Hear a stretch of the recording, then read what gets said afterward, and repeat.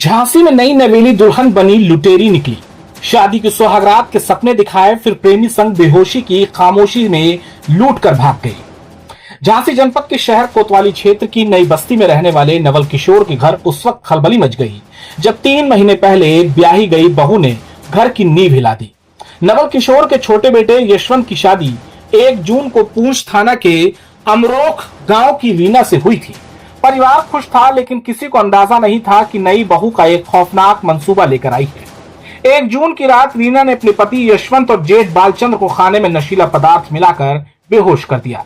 इसके बाद घर में रखे सोने चांदी के जेवरात और 50,000 रुपए कैश लेकर वो अपने प्रेमी रिंकू के साथ फरार हो गई।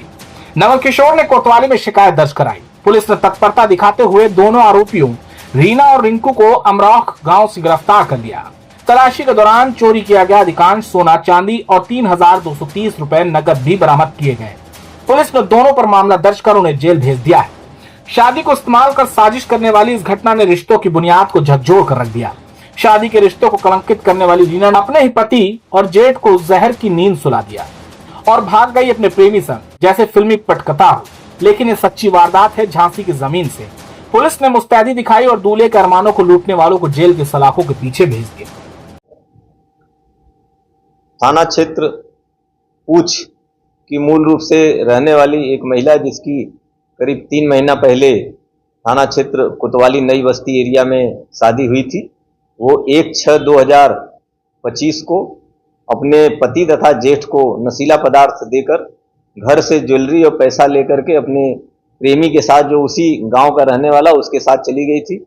इस संबंध में मायके तथा ससुराल वाले एक दूसरे पर तरह तरह के आरोप लगाते हुए प्रार्थना पत्र दे रहे थे, जिसके संबंध में थाना कोतवाली में पूर्व में ही गुमशुदगी दर्ज कर ली गई थी।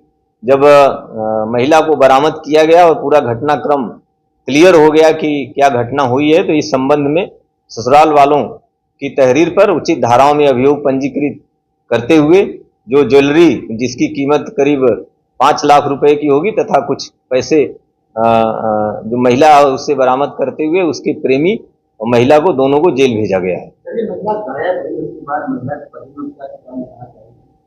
हाँ, महिला के जो मायके वाले हैं उनका ये कहना था कि ससुराल वालों ने इसको मारकर कहीं फेंक दिया है, और जो ससुराल वाले लोग थे उनका अलग आरोप था। उनका ये कहना कि महिला किसी प्रेमी के साथ या किसी के साथ चली गई है। ये दोनों ही एक दूसरे पर अलग अलग तरह के आरोप लगा रहे थे, जिसकी जांच हम लोग लगातार कर रहे थे। जांचोपरांत ही जब इसकी लोकेशन हम लोगों को सूरत में मिली, जब उसको पकड़ के हम लोगों ने यहाँ पर ले आकर पूछताछ किए, तभी पूरा घटनाक्रम क्लियर हुआ। क्या ये पूरा प्लान बनाया गया था इस तरह से? हाँ बिल्कुल, इसने जिस दिन इस महिला को यहाँ से जाना था, उस दिन अपने प्रेमी को भी, जो उसी के गांव थाना क्षेत्र पूछ का रहने वाला, उसको बुला लिया था। और जब इसके सास ससुर उस दिन किसी शादी में गए हुए थे, तो उसी दिन इसने अपने जेठ और पति को नशीला पदार्थ दे करके और अपने प्रेमी के साथ सारा सामान लेकर के घर का चली गई।